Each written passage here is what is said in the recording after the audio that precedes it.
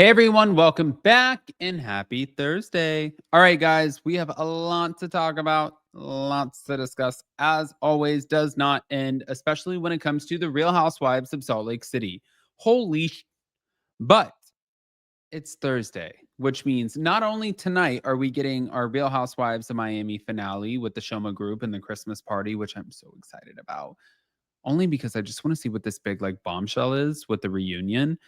But then we're also getting the episode for the Real Housewives of Orange County, where I'm sure Tamra Judge is about to find out that Gretchen Rossi dropped the ultimate bomb that she was having some sort of affair with a boy band member and that there was audio of it.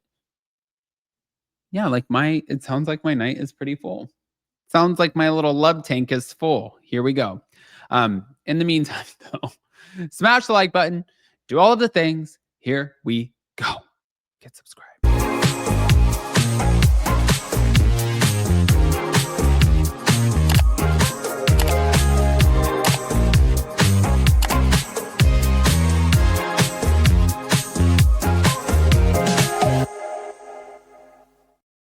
All right, guys. So we talked about this a little bit, but tomorrow we have hot, messy topics. So we're going to talk about it a lot more, especially just about the fact that Salt Lake City is coming off a little pre-produced and there's a mixed bag of reviews when it comes to the show right now. I saw what some people had to say about it, and I was like, okay, well, this is interesting. This is interesting. This is not. But wait, we have to get into this.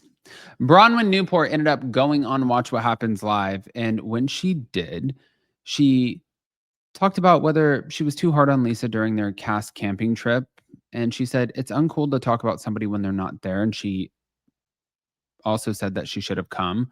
But regarding Lisa's insult, calling her a gout D sucker, she said she had to give her credit for creativity, calling it untrue, but it is creative.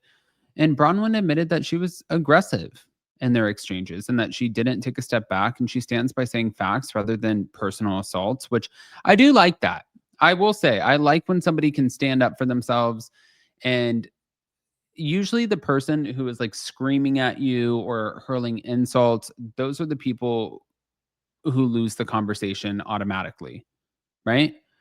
But Andy brought up the rumors that Bronwyn had been involved in identity theft and Grand Theft Auto in the past, and she said that these claims were raised during filming. She explained that the case is sealed. It was dismissed from 10 plus years ago, and she can't really speak on it too publicly, but she promised that the show will cover as much as legally allowed, and she expects that the viewers will support her in the end. Her husband also chose not to sit in the live audience on her Watch What Happens Live appearance. He wanted to sit backstage instead, and she said, "Can you blame him?" But when she addressed the earlier claim that Todd bought her a $4 million anniversary necklace, admitting that that was not true, she said that he was never comfortable with something so ostentatious, which was not his style. And she also noted that she later obtained a very similar necklace, but not through the original PR jeweler. I didn't like that shade because it's like the jeweler didn't do anything to you, in my opinion. I'm like, sure, the jeweler ended up sharing information that was used against you at the reunion, but like from my understanding, nobody has to do anything for you. Like you went on, you lied about the necklace. You lied about he would never want to get me anything so ostentatious. It's like, well, then why did you fake it on the show? Like, in what world did you think that that was going to land with the audience? That doesn't make sense. And it's not the PR jeweler's fault. That is a you problem, not a them problem. That's a you problem. I don't get it. It just sounds, I mean, in my opinion, it sounds dumb. But we're not done or dumb, by the way.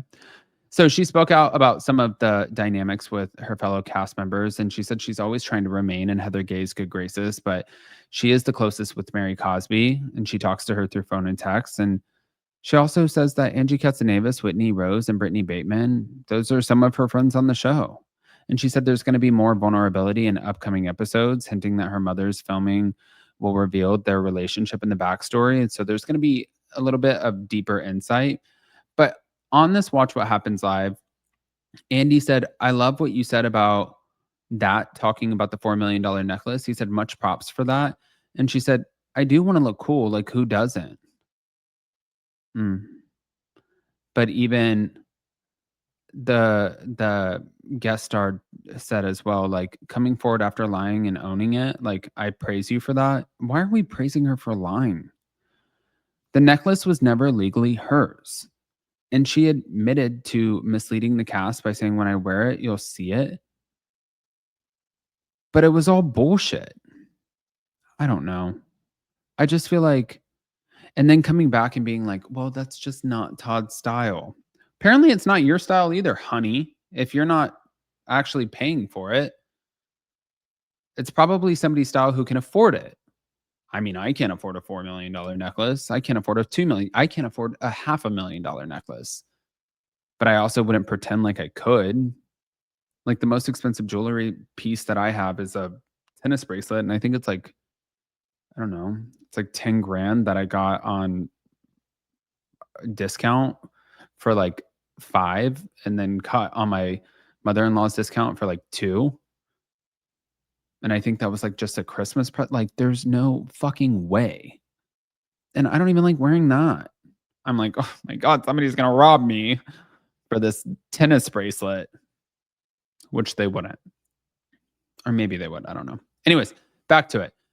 There are a couple of other people who have chimed into this conversation, especially about the Real Housewives of Salt Lake City. Here we go. We even get into the sucking. Bronwyn's like, I know that I'm a part of this conversation, so I'm coming in. I didn't like how she kept being like, you're nothing. You didn't even go to college. The pettiness of their fighting and how nasty it is just gets me all warm and fuzzy inside. Bronwyn makes good points. Bronwyn stays relatively calm. Not gout. I know. Not me not knowing what gout is and having to Google it. I Googled it. Can you get gout in your wiener? Can you? Yes. Who do you think won that fight? Bronwyn. I mean, Lisa put up a good fight, but Bronwyn was a little quicker at the clapbacks. Before we even get into the sucking, Bronwyn's like, I know that I'm a part of this conversation, so I'm coming in. Hold on. Heather and Lisa's meet up for lunch. Heather immediately tells Lisa everything that was said about her on the trip. I have never seen somebody at such a full-blown panic an entire episode. You know who was probably very upset, screaming into her dry shampoo bottle in complete despair that she was not mentioned for standing up for Lisa? Yes. Brittany. High count body hair. What do you think about Lisa says she lives a different life than the rest of the ladies? When she says that kind of stuff, it kind of bothers me. I think the problem that we're ultimately going to have with Lisa Barlow is she thinks she is more elevated than the others. But why? That's what she's telling herself. Heather and Lisa's meet up for lunch. Heather immediately tells Lisa everything that was said about her on the trip. Okay. Oh, all right. I just honestly want to hear what you guys think about all of this. Are you immersed into the Real Housewives of Salt Lake City? Are you enjoying Bronwyn? Are you enjoying Lisa? Do you have a side when it comes to the two of them? I think all of these questions are like incredibly valid because we cover the shows and we just want to know where your head's at. And it's still really early on in the new season, but it's never too early on to talk some shit. So let us know. Love you guys.